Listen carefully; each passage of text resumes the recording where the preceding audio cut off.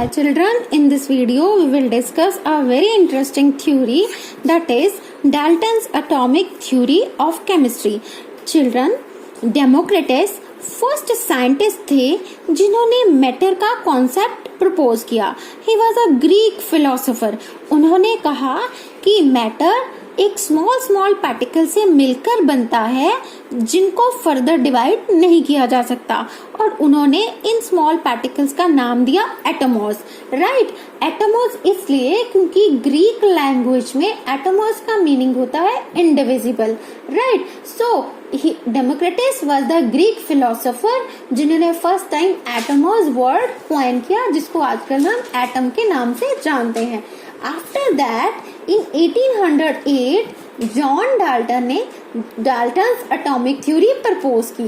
Student, Dalton's one of the favourite scientist है all the chemistry teachers because of his number of discoveries.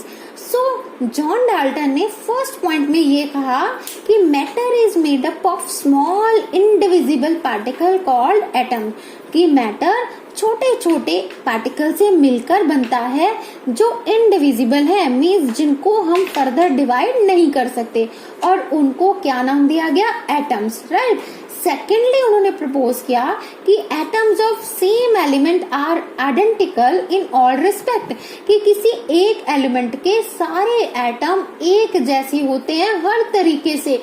कहने का मतलब ये है कि अगर जैसे सपोज हमने आयरन एक एलिमेंट लिया तो आयरन के सारे एटम्स का साइज एक जैसा होगा, उसके सारे एटम्स की शेप एक जैसी होगी, उसके सारे एटम्स का मास एक जैसा होगा. अगर हम कोई दूसरा एलिमेंट लें, सपोज हम गोल्ड की बात करें, तो गोल्ड के सारे एटम्स का साइज एक जैसा होगा, उसके सारे एटम्स का शेप एक जैसा होगा, और उसके सारे एटम्स का मास एक जैसा होगा. थर्ड पॉइंट में उन्होंने कहा कि all atoms of different elements are different in all respect. कि अगर हम कोई दो अलग अलग एलिमेंट लें, उनके एटम्स हर तरह से अलग अलग होंगे, उन दोनों का साइज अलग अलग होगा. फॉर एग्जाम्पल हम यहाँ पे कंपैरिजन कर लेते हैं कि एक तरफ है हमारे पास कार्बन के एटम, दूसरी तरफ है ऑक्सीजन के एटम्स. तो उन्होंने ये कहा कि कार्बन के एटम का साइज अलग होगा, ऑक्सीजन के एटम का साइज अलग होगा, और कार्बन के एटम का शेप या मास अलग होगा, और इसी तरह से ऑक्सीजन के एटम का मास या शेप भी डिफरेंट होगा. मीन्स दो डिफरेंट एलिमेंट हर तरीके से डिफरेंट होते हैं. नेक्स्ट उन्होंने कहा कि when atoms combine with one another to form compounds, they do so in whole number ratio. कि जब भी एटम्स आपस में कंबाइन करते हैं तो वो किसी होल नंबर रेशो में कंबाइन करते हैं. जैसा आपने वाटर का रेशो देखा था पिछले एग्जाम्पल्स में कि वाटर 1:8 रेशो में कंबाइन करता है. लाइक दिस कि हमेशा कोई भी कंपाउंड जब फॉर्म होता है तो एटम्स की एक होल नंबर रेशो में ही वो आपस में कंबाइन करते हैं. नेक्स्ट हमारे पास है कि an atom is the smallest particle that takes part in a chemical reaction. Means कि एटम ही वो सबसे छोटा पार्टिकल है जो किसी केमिकल रिएक्शन में पार्टिसिपेट करता है. In the same way atom can neither be created nor be destroyed. कि हम ना तो एटम को क्रिएट कर सकते हैं ना ही डिस्ट्रॉय. फॉर एग्जाम्पल हम ऐसा नहीं कर सकते कि आयरन का एटम है तो हम उसको डिस्ट्रॉय करके गोल्ड का एटम बना लें, या उससे हम नाइट्रोजन का एटम बना लें. राइट, तो हम किसी एटम को क्रिएट भी नहीं कर सकते, और उसको न्यूली ना तो उसकी क्रिएशन होगी ना ही हम किसी एटम को फुली डिस्ट्रॉय कर सकते हैं. क्योंकि आप प्रीवियस लॉज में ही पढ़ चुके हो कि जो भी एटम्स होते हैं रिएक्टेंट में, प्रोडक्ट में भी हमें वही के वही मिलते हैं, कुछ नया क्रिएट नहीं होता.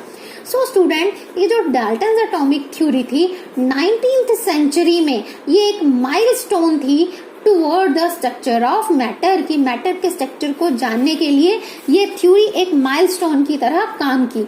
क्योंकि उस टाइम में साइंस में जितनी डिस्कवरीज हो चुकी थी उनके लिए ये जो डाल्टन्स एटॉमिक थ्योरी थी एक अच्छी एक्सप्लेनेशंस दे रही थी. But later on student 20th century के स्टार्टिंग में ही इस थ्योरी के ड्रॉबैक सामने आने लग गए. जैसे फर्स्ट पॉइंट में ही डाल्टन ने कहा था कि matter is made up of small indivisible particles, लेकिन स्टूडेंट हमें मालूम पड़ चुका था 20th सेंचुरी के स्टार्टिंग में बहुत सारे साइंटिस्ट लाइक बोहर, रदरफोर्ड, उन्होंने डिस्कवरीज कर दी थी जिन्होंने कैलकुलेट कर लिया था कि एटम के अंदर तो इलेक्ट्रॉन भी होता है, प्रोटॉन भी होता है, न्यूट्रॉन भी होता है, और इसका मतलब कि एटम से छोटा साइज में कौन हो गया, इलेक्ट्रॉन हो गया, प्रोटॉन हो गया, न्यूट्रॉन हो गया। और इवन ये इलेक्ट्रॉन और प्रोटॉन भी केमिकल रिएक्शंस में पार्टिसिपेट करते हैं, जो इस पॉइंट को ब्रेक कर रहे हैं जहां पे ये कहा गया था कि atom is the smallest particle that take part in a chemical reaction. Moreover, ये जो सेकंड पॉइंट है कि atoms of same element are identical in all respect, ये पॉइंट भी थोड़ा सा डिस्टर्ब हो गया जब आइसोटॉप्स का कॉन्सेप्ट आया। स्टूडेंट, आइसोटॉप का कॉन्सेप्ट होता है कि atoms of the same element but having different mass number. जैसे हाइड्रोजन है, हाइड्रोजन के सारे एटम्स का एटॉमिक नंबर 1 होता है, बट हाइड्रोजन के 3 आइसोटॉप्स होते हैं। हाइड्रोजन का मास नंबर 2 भी हो सकता है, 3 भी हो सकता है। तो इसका मतलब ये जरूरी नहीं है कि किसी एक एलिमेंट के सारे एटम हर तरह से एक जैसे हों। कभी कभी वो एटम्स हैं डिफरेंट भी हो सकते हैं, उनके मासेस भी डिफरेंट हो सकते हैं।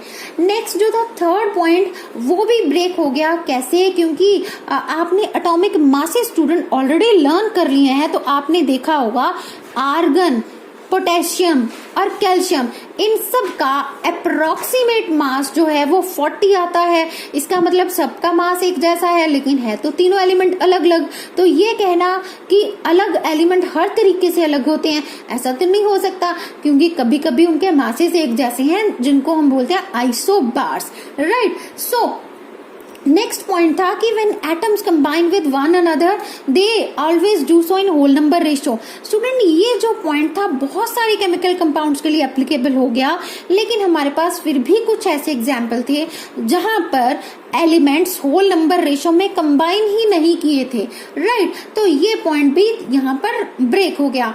और इसी तरह से कुछ कुछ पॉइंट्स की इम्प्रूवमेंट करके एक नई थ्योरी क्रिएट की गई, जिसको हम कहते हैं modern atomic theory. Students, so in this video हमने डाल्टन्स एटॉमिक थ्योरी को भी डिस्कस किया और उसकी लिमिटेशंस को भी डिस्कस किया।